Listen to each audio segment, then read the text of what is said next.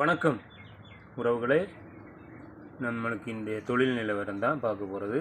பாருங்கள் உறவுகளே, அருமையான நண்டுகள் தான், நீல நிற நண்டுகள் தான் கிடச்சிருக்கு. ரொம்ப பெரிய நண்டுகள் எல்லாமே.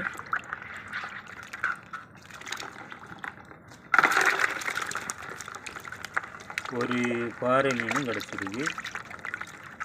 பாறை மீனை இந்த நண்டுகளுக்கு கூட்டத்தில் எடுக்க முடியுமான்னு தெரியல, இருந்தாலும் முயற்சி பண்ணுதேன்.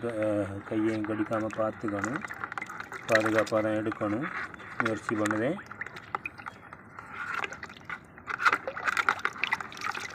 எடுத்துட்டேன் உறவுகளே.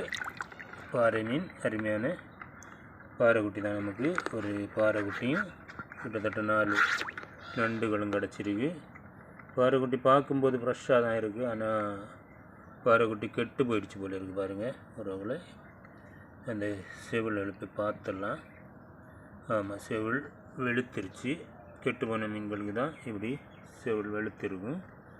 ஃப்ரெஷ்ஷாக இருக்க மீன்களுக்கு செவில் ரொம்ப சிகப்பு நிறமாக இருக்கும். பாருங்கள் உறவுகளே, நாம் இன்றைக்கி பிடிச்ச மீன்கள் தான். இதையும் நாம் இறைக்காக பயன்படுத்தி வச்சுருக்கலாம், இந்த பாறை மீனை.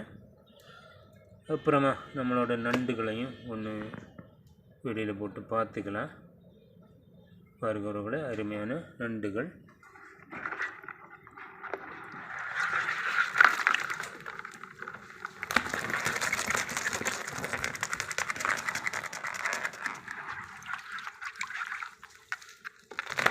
நாலு நண்டுகள், 4மே உயிரோட தான் இருக்குது. பாருங்க உறவுகளே, நம்ம இந்த தொழில் நிலவரம் தான் இது.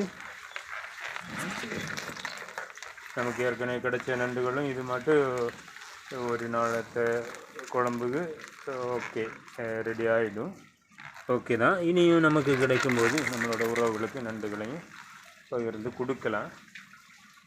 ஓகே உறவுகளே, நம்மளோட சப்ஸ்கிரைபர்கள் அனைவருக்கும், வியூவர்ஸ் அனைவருக்கும் நன்றி வாழ்த்துக்களும். ஓகே உறவுகளே, பாய்.